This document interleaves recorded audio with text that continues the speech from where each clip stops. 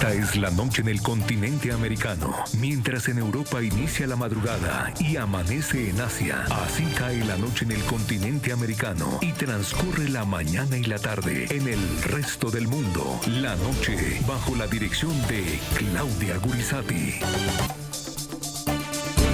Hola, ¿qué tal? Bienvenido. Les habla Claudia Gurizati, directora de este canal internacional de noticias y de este programa de opinión, de análisis, de debate. Para entender lo que sucede en nuestra región y en el resto del mundo, los saludamos desde el Centro Internacional en América Latina junto con Jefferson Beltrán, el subdirector del programa. Jefferson, gracias como siempre, muy buenas noches, un placer estar a tu lado. Hola Claudia, el privilegio es mío estar contigo en este programa La Noche y un saludo a todos nuestros televidentes que hasta ahora nos siguen y nos ven en todo el continente americano y en el resto del mundo. Hoy vamos a hablar de un encuentro absolutamente desastroso en cuanto a la diplomacia, pero también muy preocupante frente al futuro del orden internacional, desde el día en que Rusia toma la decisión de invadir a un país, tomar sus fronteras a la fuerza, entrar en él, atacarlo y quedarse con una porción de este país. Estamos hablando de la invasión rusa a Ucrania y cómo este encuentro entre el presidente de Ucrania, Zelensky, y el presidente de los Estados Unidos, Trump, terminó en un desastre el viernes pasado. La noticia ha avanzado y es que Europa cerró filas en torno a Ucrania y a su líder. Los líderes del continente, incluyendo además a Turquía y a Canadá, ratificaron su apoyo al presidente Volodymyr Zelensky después de ese muy estrepitoso desencuentro entre el presidente de Estados Unidos, Donald Trump, y el mandatario ucraniano, ahí mismo en la Casa Blanca. Los europeos insistieron, eso sí, en la necesidad absoluta de mantener el apoyo de Washington.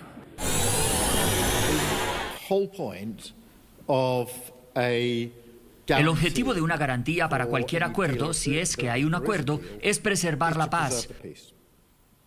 Y si quieres preservar la paz, tienes que estar preparado para defender la paz. Así que la razón por la que me he adelantado en esto es porque quiero evitar el conflicto, porque no quiero conflictos en Ucrania, en Europa y desde luego no en el Reino Unido. La noticia, tras una cumbre el fin de semana en la ciudad de Londres, el Reino Unido, Francia y Ucrania acordaron presentar a Estados Unidos una propuesta de alto el fuego para que sea evaluada por Rusia. El presidente Volodymyr Zelensky ha mantenido su rechazo a un cese al fuego si no hay garantías serias de seguridad. El presidente Trump quiere poner fin a la guerra y que puede, con la ayuda de Europa, junto con nosotros, obligar a Putin a poner fin a la guerra. Será un fracaso para todos si se fuerza a Ucrania a un alto el fuego sin garantías serias de seguridad. Imaginemos que dentro de una semana los rusos nos mataran y nosotros responderemos a los disparos de forma totalmente comprensible. ¿Qué pasará? Claro, y es que es muy alta la desconfianza por todo lo que ha sucedido. El mismo Volodymyr Zelensky trató de explicarlo tanto a J.D. Vance como a Donald Trump sobre todos esos incumplimientos de acuerdos que se han hecho con Rusia y sobre todas las barbaridades de Rusia. Sin embargo, pues insiste el gobierno de los Estados Unidos de una manera, ya muy radical en que es la salida y sobre todo le han recordado o le han restregado a Zelensky no tener una carta, pero la carta, por supuesto, es la rendición, es lo que también se preguntan todos. Por eso la noticia es esta nueva advertencia que además llega de Donald Trump, quien sigue manifestándose indignado y ofendido. El mandatario estadounidense volvió a subir el tono este lunes y advirtió que no tolerará las condiciones de Zelensky y puso en duda su capacidad para negociar la paz. Esta es la peor declaración que podría haber hecho Zelensky y América no la aguantará por mucho más tiempo. Es lo que yo decía, este tipo no quiere que haya paz mientras tenga el respaldo de Estados Unidos y Europa. Y en la reunión que tuvo con Zelensky, declaró rotundamente que no pueden hacer el trabajo sin Estados Unidos. Probablemente no sea una gran declaración para haber sido hecha en términos de una demostración de fuerza contra Rusia. ¿En qué están pensando? El punto clave de la noticia. Trump respondió con el mensaje que acabamos de escuchar a las declaraciones que hizo el presidente de Ucrania el pasado domingo, en las que sugirió que aún está lejos el final de la guerra desatada hace más de 3 años por la invasión rusa. Volodymyr Zelensky dijo esto al comentar ante la prensa los avances que había tenido esa reunión que sostuvo con líderes europeos en el Reino Unido. Un acuerdo sobre el fin de la guerra está muy lejos. Estos pasos aún no se han iniciado. La paz que impliquemos en el futuro debe ser justa, equitativa y, lo que es más importante, duradera.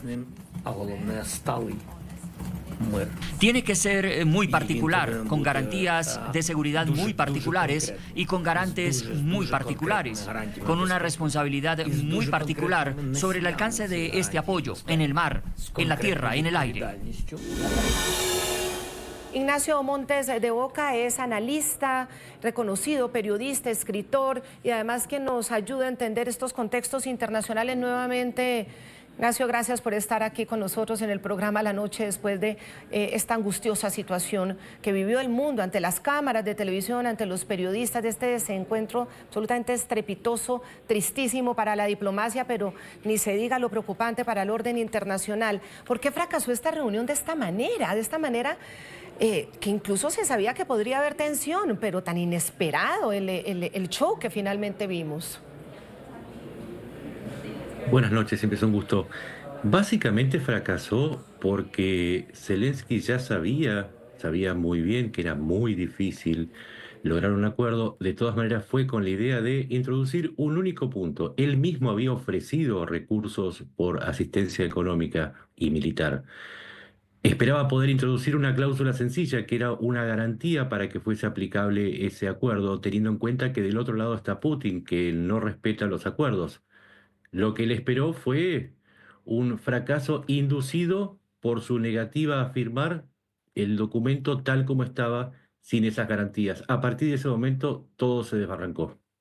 A Jonathan Soto Robles, politólogo y analista político, también le doy la bienvenida. ¿Y cómo nos puede explicar este fracaso estruendoso de esta reunión, la necesidad de Zelensky del apoyo y, digamos, estas posturas absolutamente radicales por parte de la administración Trump, su vicepresidente y él mismo? Es que, perdóneme la introducción, pero parecía a Zelensky metido en una jaula de gorilas sin ningún tipo de salida ni manejo. Hola, gracias por la invitación. Y sí, definitivamente lo que vimos nos dejó todos en shock. Yo creo que no es una expectativa que votantes tienen de sus presidentes, pero también en nuestra historia moderna no creo que hemos visto un tipo de discurso que se termine de esta manera. Pero sí, yo creo que en parte el fracaso que vimos es un resultado de lo que incluye lo que es el comportamiento de esta administración y su visión, pero también la frustración de Zelensky, donde saben que aunque lleguen a un acuerdo, él no va a obtener todo lo que está pidiendo. Y en contraste a lo que es la visión de Estados Unidos con la nueva administración de Trump, no está todo en lo que él prefiere. Entonces, también vimos que al parecer hay una frustración ahí que a lo mejor esta visión que carga la nueva administración no ve a Zelensky como postulado de una manera positiva o tener un punto de vista que resulte en lo que define Trump como la paz. Ignacio, uno de los puntos que también llamó la atención es que la reacción de Trump también se dio en momentos en que Volodymyr Zelensky estaba insistiendo precisamente en esas garantías de seguridad que necesitaba Ucrania. ¿Por qué le enfureció tanto esto al presidente Donald Trump? ¿Por qué le incomoda tanto esas garantías de seguridad que a todas luces para muchos son apenas necesarias? Porque acá hay dos cuestiones que Trump desea. Primero, obtener un trato y luego llevarse los réditos políticos. El único inconveniente que tiene para llevarse justamente para lograr esos objetivos es la personalidad de Zelensky. Y hay que tener en cuenta algo, que en la reunión de Ramstein, que es una semana antes, también se le intentó imponer el mismo acuerdo de cesión de recursos naturales por financiamiento. también en ese momento Zelensky dijo que no. Y el problema está en que más allá de lo que se estuviese firmando o no, Zelensky se muestra inconmovible. Y cierro con esto. Un presidente que pudo haber huido de Kiev en el momento en que atacó Rusia y que se ha enfrentado a Putin, era claro que no se iba a sentir amedrentado por las amenazas de Trump y más aún porque sabía que contaba con el apoyo de Europa entera para poder resistir precisamente esas presiones por parte de Trump. Con ese bagaje llegó a la reunión y de allí el enojo de Trump. Lo que quería era obediencia y lo que encontró fue resistencia. Jonathan, le planteo ese mismo interrogante.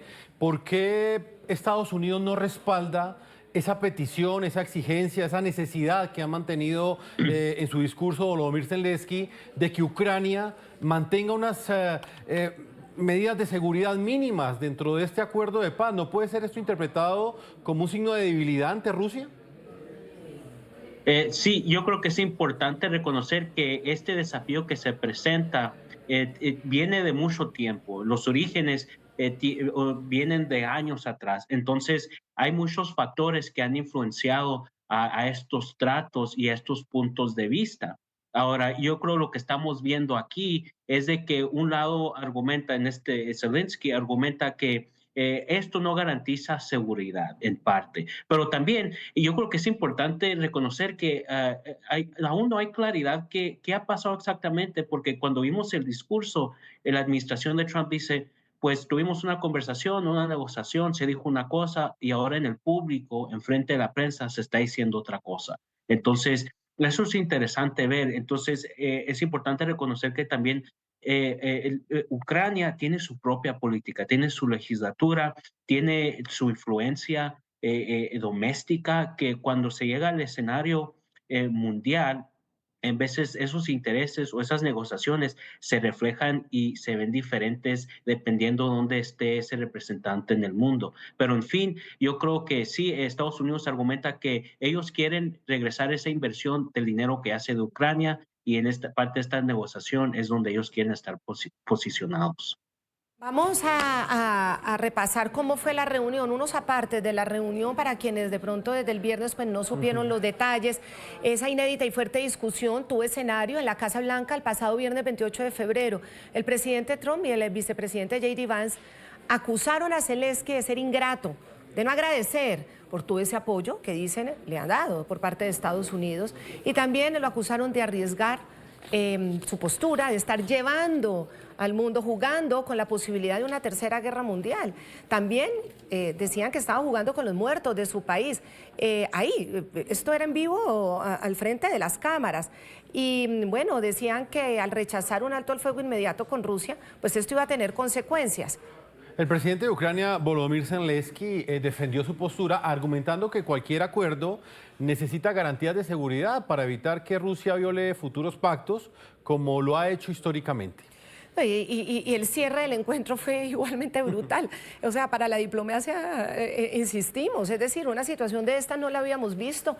La reunión termina abruptamente con Zelensky siendo invitado a abandonar la Casa Blanca y obviamente sin firmar el acuerdo previsto para la explotación de recursos minerales con Estados Unidos a cambio de la ayuda, como muy bien lo han explicado los analistas, como lo explica Ignacio Montes de Oca, y obviamente sin la conferencia de prensa planeada. Se rompió completamente la reunión y quedaron en estos términos. ¿Qué tipo de diplomacia está hablando? ¿Qué quiere decir?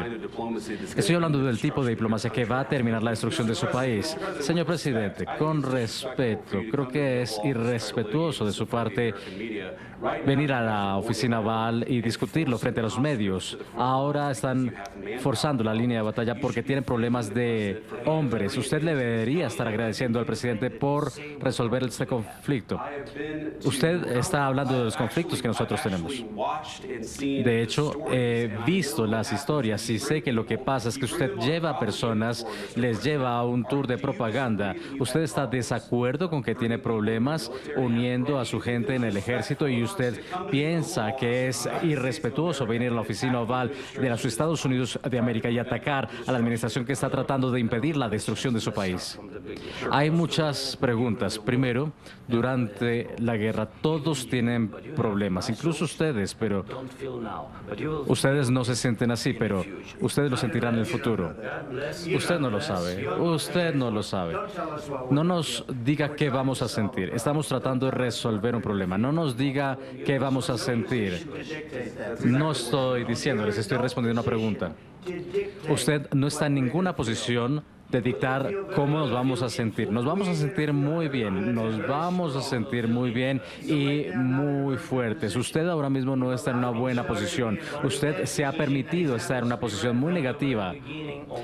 Desde el principio de la guerra, usted no está en una buena posición, usted no tiene las cartas ahora mismo. Usted ha jugado sus cartas, usted está apostando con las vidas de millones de personas. Usted está apostando con la guerra mundial, la tercera guerra mundial. Y lo que usted está haciendo es muy irrespetuoso con el país, con este país que les ha respaldado mucho más que mucha gente ha dicho que lo hiciéramos.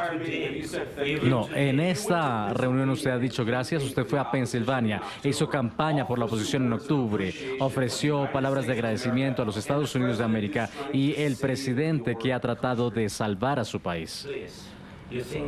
Por favor, ¿usted cree que si habla más duro sobre la guerra? Él no está hablando duro. Él no está hablando duro. Su país está en grandes problemas. No. Por favor, ha hablado mucho. Su país está en grandes problemas. Usted no está ganando. Usted no está ganando esto. Usted tiene una muy buena oportunidad de salir bien por nosotros. Señor presidente, estamos fuertes en nuestro país desde el principio de la guerra. Hemos estado solos. Y he dicho en este gabinete, nosotros les dimos, a través de un presidente estúpido, $350 mil millones. Le dimos equipamiento militar y sus hombres son valientes, pero no han utilizado nuestro equipamiento. Si usted no tuviera nuestro equipamiento militar, esta guerra se habría perdido, se habría acabado en 2 semanas. En 3 días, lo escuché de Putin, quizá menos, 2 semanas, por supuesto. Va a ser algo muy difícil de hacer de esta manera. Pues este es el resumen, fue, digamos, el episodio más duro. Vuelvo con Ignacio Montes de Oca, que nos acompaña desde Buenos Aires. Cuando el presidente Donald Trump le dice a Zelensky, usted está perdiendo, usted no tiene ninguna carta. Al final, parece plantear que la única carta que le queda a Zelensky son los Estados Unidos. Entonces, si Estados Unidos no le brinda más apoyo a Ucrania, se daña esta relación y Ucrania deja de percibir ese apoyo, ¿qué futuro queda en esta guerra de Ucrania frente a Rusia? A ver, lo que mandan acá son las cifras. Ucrania sobrevivió desde el mes de octubre del 2023 hasta abril del 2024 sin recibir nueva asistencia de parte de Estados Unidos por el bloqueo de los partidarios de Trump al paquete de asistencia a Ucrania en el Congreso. Desde entonces no fue aprobada ninguna ayuda militar adicional, es decir, hace 310 días que no hay más ayuda a Ucrania. Y la realidad y los números indican que en términos de la asistencia que está recibiendo Ucrania, si hablamos de asistencia militar, el 60% lo entrega Europa, el 40% Estados Unidos. Ahora, si vamos a la ayuda total financiera, humanitaria y militar, el 67% es puesto por Europa y el resto de los aliados. Y lo que queda por Estados Unidos a Ucrania, llegada la circunstancia de que Estados Unidos no le provea material, no le queda otra que seguir resistiendo, como lo hizo en febrero de 2024, cuando no tenía ayuda ni de Estados Unidos ni de Europa. Se trata de cifras y se trata de una situación en la que Ucrania no tiene alternativa. Va a ser difícil, seguramente va a ser difícil, pero recordemos, el ejército ruso desde entonces no es el mismo. Han pasado 3 años y Rusia, y este es el último dato que doy, perdió desde entonces 3.700 tanques, atacó a Ucrania con 2.600. Esas son las cifras que valen. No es el mismo que en el año 2022. Y lo que iba a ser una guerra corta, una guerra en que tomarían Kiev en pocos días, no resultó. Y a Rusia tampoco le está saliendo la guerra. ¿Hay posibilidad entonces de que Ucrania resista solo con Europa? ¿Y hay posibilidad de que Europa pueda canalizar rápidamente recursos para Ucrania, ya más de lo que lo está haciendo? Es decir, ¿puede incrementarlo en una manera rápida o esto le tomaría de todas maneras por lo menos meses o años a Europa? Ignacio. Sí, por supuesto, pero Europa ya dijo que va a entregar material. Si quieren hacer un cálculo de qué es lo que está dando Europa, más allá de los números, de las cifras de los billetes, del total de tanques que recibió Ucrania, el 79% provienen de Europa. Europa ya dijo que va a apoyar a Ucrania y quizás ese apoyo que prometió que le va a dar, aún con el alejamiento de Estados Unidos, indica que Ucrania no se ha quedado sola. Insisto, va a ser difícil, pero no imposible, porque Ucrania no tiene otra, porque si no resiste, desaparece. Si no resiste, desaparece.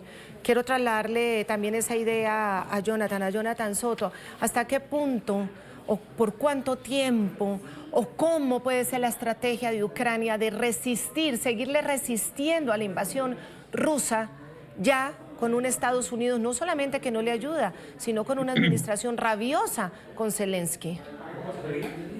Sí, sinceramente creo que no es tanto una cuestión de seguir la guerra, pero llega a una cuestión de buscar la paz. Y es donde la administración de Trump tiene un argumento que es muy válido, que también es una reflexión del votante aquí en Estados Unidos, donde nosotros como país nos hemos involucrado en muchas guerras, en Afganistán, en Irak, estuvimos en Libia y tenemos todas estas operaciones donde el país está yendo bancarrota. Y uno de los argumentos que ha hecho la administración de Trump es de que como Estados Unidos siempre están dando los subsidios, siempre están dando ese dinero a otros países. Entonces, en cierta parte, esa política extranjera ha incentivado más conflicto porque se le sigue dando ese oxígeno financiero y, en fin, se acaban los conflictos, quedan esas armas en esas regiones, se levantan otros grupos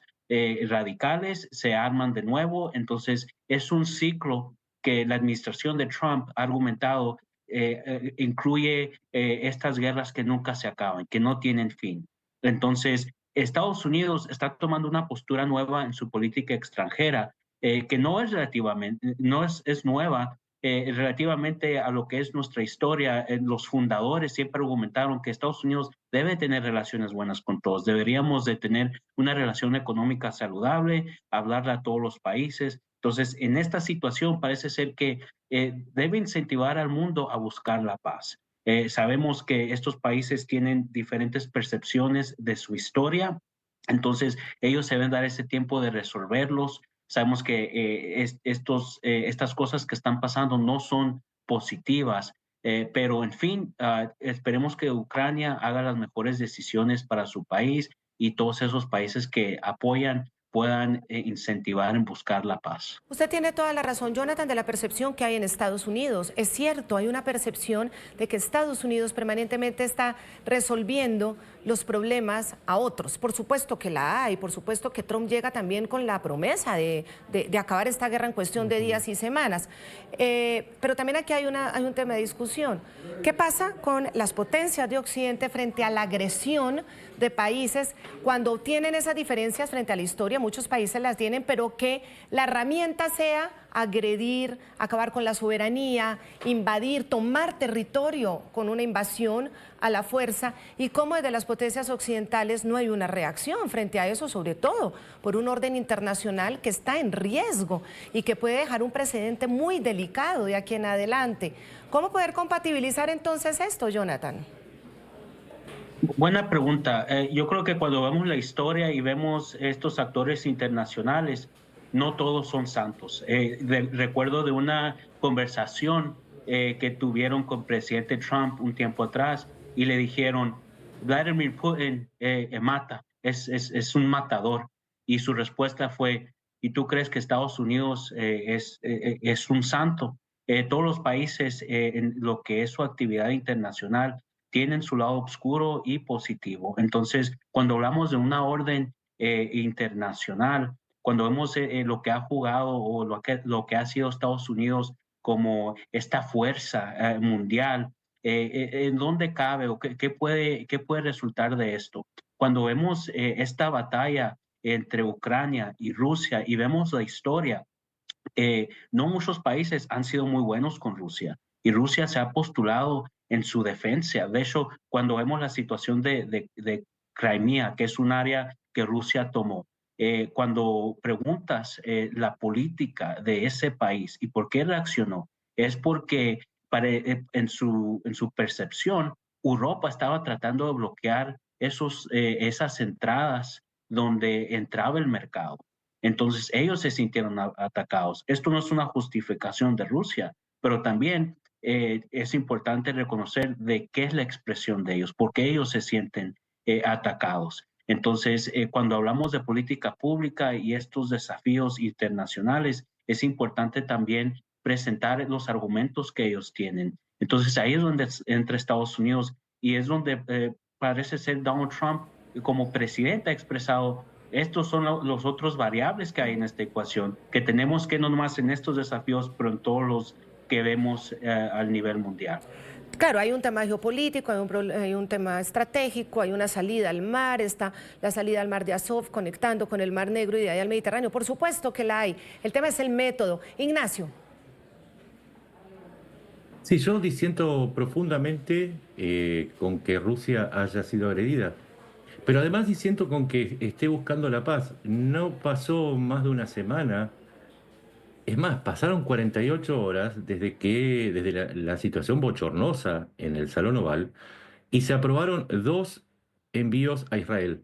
Uno, una venta de armas, una venta de bombas y después una asistencia militar. En total, $7.600 millones, que se supone que si no se quiere alentar el conflicto en otros escenarios, no se debería estar alimentando tampoco el de Medio Oriente. Y con respecto a lo de Rusia, el problema está en que una cosa es detener con la diplomacia a quien está amenazando.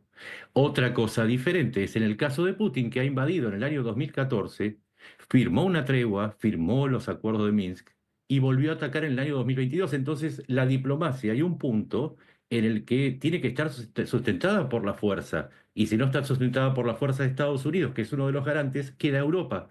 Y acá este es el punto. No es Estados Unidos el único actor. Y ahora cuando Europa decida resistir el avance de Putin, todo el plan de Trump, que era obtener un beneficio económico a partir de una situación estratégica, se ha derrumbado. Pero insisto, la agresora aquí fue Rusia 2 veces. Entonces, si no se piden garantías frente a un agresor que atacó 2 veces, entonces es que no estamos entendiendo muy bien a quién tenemos enfrente. Enfrente tenemos a Putin, no tenemos a cualquier país del resto del mundo. Es Putin. Es Putin. Vamos a una pausa a comerciales. Los invitamos a que participes en las cuentas de X que aparecen en la parte inferior de nuestra pantalla. Cuando regresemos estaremos analizando esa frase que lanzó el presidente Donald Trump en el Salón Oval en medio de esta tensionante, de esta reunión en la que hubo un encuentro bastante fuerte con el presidente Volodymyr Zelensky. ¿Está alimentando, sí o no, una tercera guerra mundial Ucrania? Cuando regresemos el análisis.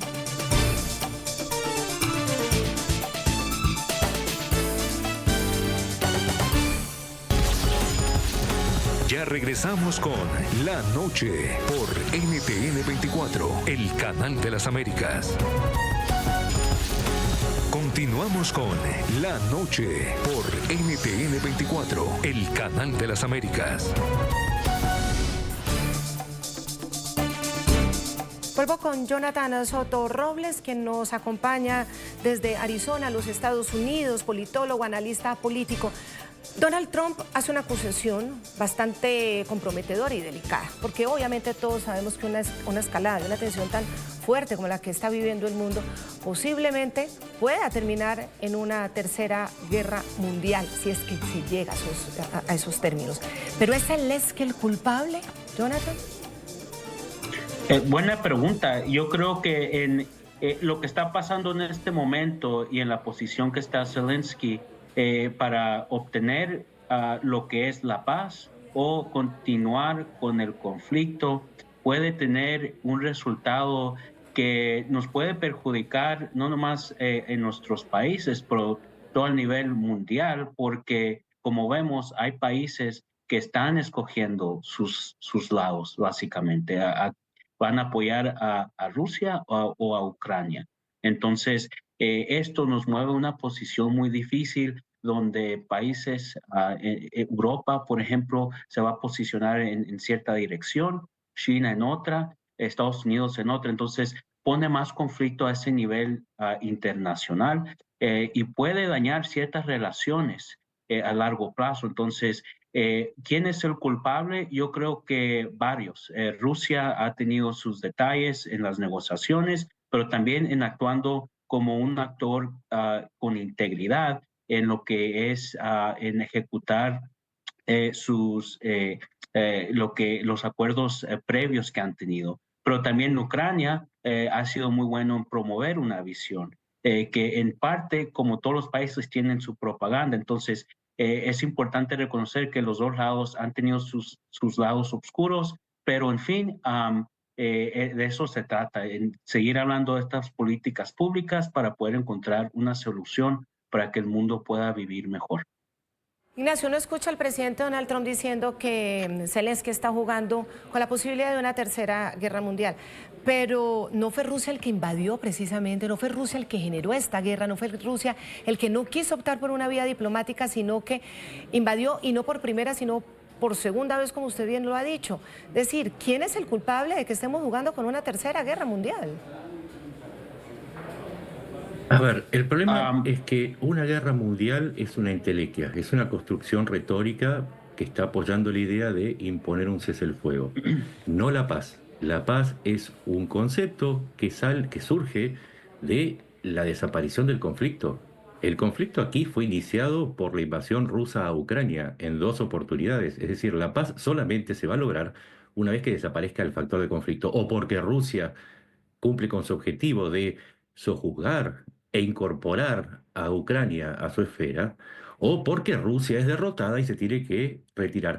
Mientras tanto, lo que se negocia es una tregua y se está asustando a todo el mundo con una tercera guerra mundial. La pregunta es, si uno que se dedica a estos temas ya va por el número, la amenaza 128 de un ataque nuclear de Rusia, si Rusia se ha cansado durante 3 años de anunciar que iba a ser un conflicto multilateral, simplemente porque Estados Unidos y porque Europa y porque Japón, Australia y otros países apoyaban a Ucrania, si Rusia aceptó la participación de tropas, por ejemplo, de Corea del Norte, el conflicto ya es global. Y quiero aclarar algo. Una cosa es el riesgo de una guerra mundial y otra cosa es lo concreto. Lo que está en riesgo acá no es una guerra mundial. Es que a partir de la invasión rusa a Ucrania, lo que está en riesgo es la arquitectura del derecho internacional y el respeto de las fronteras. Y esto va más allá de Ucrania.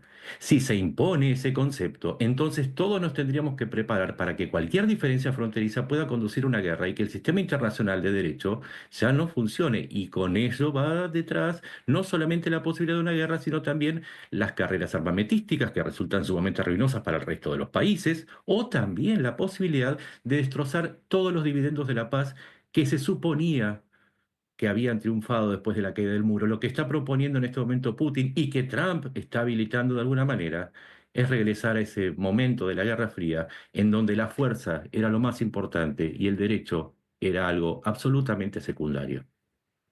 Y frente a esa reflexión, incluso hay ejemplos. Hay unas dictaduras en América Latina, hay unas dictaduras eternas, una eterna en Cuba, se está eternizando la venezolana, la nicaragüense. Y nadie plantea una salida militar, porque precisamente hay un orden internacional, hay un derecho internacional, incluso hay quienes creen que hasta podría argumentarse desde el derecho internacional, incluso una acción militar, pero no se hace. En este caso, Rusia lo hace. Rusia se siente agredido. Digamos que los planteamientos que uno escucha sobre cómo pudo Rusia sentirse agredido por la posibilidad de que se siguiera extendiendo la OTAN hacia sus fronteras, porque, bueno, tantos argumentos que se han entregado desde Rusia. Pero cuando la salida es la fuerza, la salida es la invasión, la salida es, si me siento agredido como país, pues respondo con una invasión. ¿Qué le va quedando al mundo? ¿Y qué le va quedando de solución al mundo? ¿Y qué va quedando de la convivencia del mundo? Es como la gran pregunta que nos hacemos. Ahora, hay otro tema, que es el tema económico. Por supuesto que ningún país o ninguna contribuyente quiere terminar poniendo su plata para ir a defender a otros. Eso y quedó claro en las elecciones en Estados Unidos. Pero ahí también hay unas informaciones que no están completas. Hay informaciones sobre la presencia de las tropas americanas en Europa y cómo los mismos países europeos son los que mantienen a estas tropas americanas. Hay unos acuerdos de sostenimiento de esas tropas americanas, incluso del arsenal que usan esas tropas americanas, que tienen puntos muy estratégicos para Estados Unidos en esta zona del mundo. Entonces, eso también no debería compatibilizarse, Jonathan. Es decir, ¿qué pone Europa que le da también ventaja estratégica a Estados Unidos a la hora de hacer ese corte de cuentas como lo está haciendo Donald Trump? Sí, definitivamente, buena observación. Yo creo que la situación es un poco compleja, porque estamos viendo aquí, nosotros en Estados Unidos estamos aprendiendo realísticamente de estos presupuestos por la primera vez, de qué son los gastos reales económicos en esas regiones y cómo han influenciado en estas últimas generaciones las relaciones y la influencia en estas regiones. Entonces, yo creo que vamos a tomar más tiempo para realísticamente entender esas implicaciones, pero en fin, yo creo que una gran parte aquí es con la ejecutación de esta nueva política exterior de Estados Unidos, vamos a ver una gran reducción de lo que es estos puntos estratégicos. Hay ciertos críticos que a Trump lo han empezado a nombrar como isolationist, una persona que ve a Estados Unidos solo en el escenario mundial. Y eso tiene una implicación muy seria, pero yo creo que el otro lado del argumento ahí es de que esto no necesariamente quiere decir que Estados Unidos va a dejar al mundo solo, pero que va a tratar de buscar una nueva estrategia para poder básicamente encontrar nuevos puntos donde ellos quieren tener esa influencia sin agredir a otros países. Y eso incluye China, incluye Rusia, incluye Norte de Corea. Ignacio, inclusive el presidente Donald Trump ya anunció una reducción del 20% de las tropas estadounidenses en territorio europeo. Le quiero preguntar precisamente sobre ese punto en particular. ¿Hasta dónde en este momento Estados Unidos está recibiendo un pago por la presencia de tropas estadounidenses en Europa? Dicho en otras palabras, por proteger a Europa. Desde el año 2019, Trump estableció una política mediante la cual se le tenía que pagar el costo del despliegue de las tropas estadounidenses en el exterior, más un 50% adicional en concepto de protección. Esto llevó, por ejemplo, que en este momento Alemania, por ejemplo, esté pagando $1.000 millones anuales, y en el caso de Polonia, otros 155 millones. Es decir, que además de ese pago, también, porque, digamos, es un pago por lo que cuesta el despliegue más un 50% de ganancia. Pero además se subsidia la presencia de las tropas. Por ejemplo, los 30.000 soldados que están en este momento en Alemania. Se les paga la construcción de las instalaciones, los servicios, es decir, calefacción, electricidad y todo aquello que necesiten. Además, se les dan beneficios impositivos, no pagan tasas, por ejemplo, las tasas aduaneras, no pagan impuestos. Es decir, hay un subsidio gigantesco que hace que Estados Unidos en realidad esté recibiendo beneficios por ocupar una posición estratégica que usa no solamente para Europa, porque, por ejemplo, el comando que existe en Alemania también rige sobre la zona africana. Es decir, la proyección de fuerza que hace Estados Unidos está siendo también pagada y subsidiada por Europa. Estas cuestiones, junto con, por ejemplo, de los 200.000 millones de dólares que exporta Estados Unidos en armas, el 55%, o sea, 110.000 millones, son comprados por Europa, que a su vez financian la compra de nuevo armamento en Estados Unidos. Entonces, lo que tenemos que entender es que el planteo de que Europa no pone nada por su seguridad es quizás engañoso. Europa viene pagando por la protección. Lo que ahora propone este divorcio estratégico entre Europa y Estados Unidos es blanquear esta situación y preguntarse a quién le conviene más que se separen los antiguos socios que desde la Guerra Fría vienen sosteniendo la arquitectura de seguridad de Occidente. Y solamente se me ocurren dos nombres: Rusia y China. Ya regresamos con La Noche por NTN 24, el canal de las Américas. Continuamos con La Noche por NTN 24, el canal de las Américas.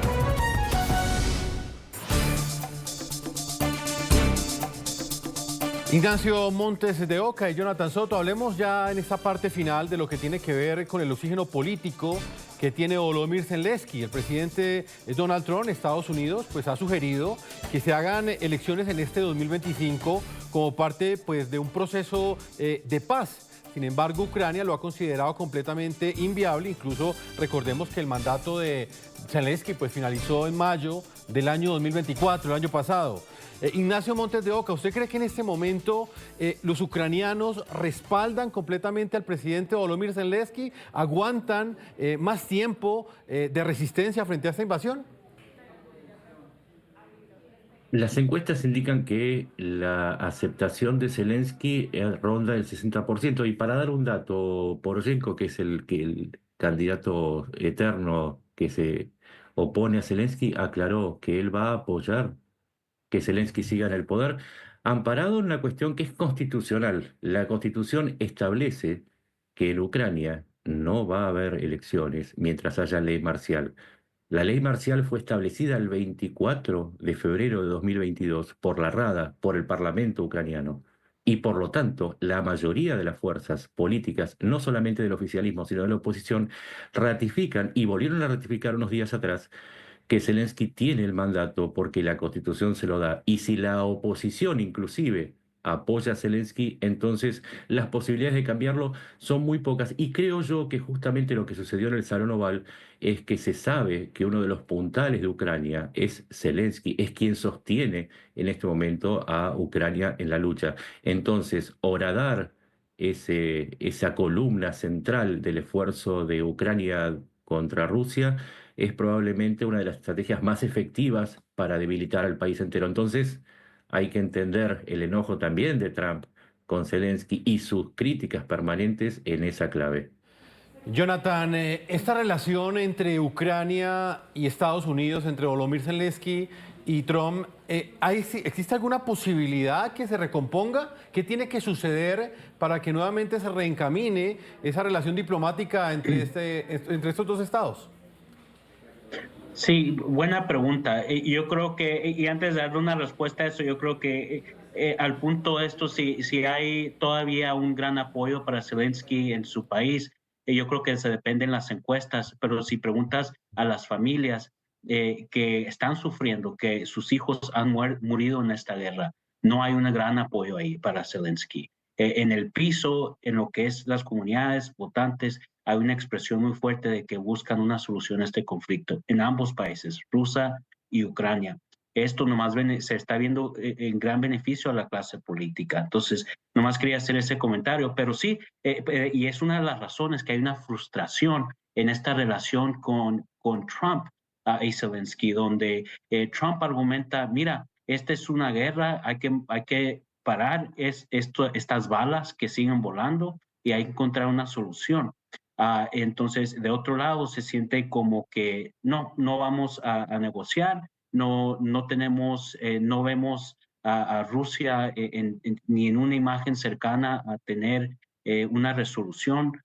Son malos, son enemigos, entonces eso se está viendo muy frustrante en estas negociaciones con Trump, Marco Rubio. Entonces, ellos yo creo están viendo, esperando un cambio a esa retórica, a esa percepción. Y en parte yo creo que eso es lo que se ocupa cambiar, esa percepción de que no puede haber paz, pero también Estados Unidos tiene que estar en una posición donde también ocupamos oír más de lo que quiere Ucrania y que se sientan a gusto. En fin, es su país. Ellos saben más, están más cercanos al problema, saben su región mejor, dónde son esos puntos débiles de seguridad que ellos quieren reforzar y poderle dar ese apoyo que necesitan para encontrar esta solución. Claro, y paz queremos en el mundo. ¿Quién no quiere paz? Lo que pasa es que también hay condiciones mínimas para que, obviamente, un Estado que ha sido invadido no termine siendo un Estado sencillamente que se resigne, que se rinda y el orden internacional quede totalmente maltrecho. Entre otras consideraciones, entender lo que decía Ignacio, las claves, hablar en clave también de entender a Trump y el enojo de Trump, para de alguna manera buscar rehacer de alguna manera una comunicación entre los dos líderes y finalmente es urgente, se necesita. Yo les quiero agradecer muchísimo a los dos por este esfuerzo aquí en el programa La Noche, por su tiempo, por su análisis, por el debate. Jonathan Soto Robles, politólogo y analista político, ha sido un placer, gracias. Gracias. Ignacio Montes de Oca, como siempre, muchas gracias a nuestro colega, periodista, también escritor y un gran analista internacional con muchos datos. Muchas gracias, Ignacio. Muchas gracias a ustedes. De esta manera hemos llegado a la parte final. A todos ustedes, nuestros televidentes, los invitamos a que sigan visitando nuestra página web NTN24. Nos pueden escribir en la red X, en las cuentas de X que aparecen en la parte inferior de nuestra pantalla. No olviden que La Noche siempre continuará encendiendo las luces para que usted vea el punto clave de la noticia. Y Claudia, una feliz noche para ti. Para ti también, Jefferson, muy amable. Sigan en nuestra programación. Chao.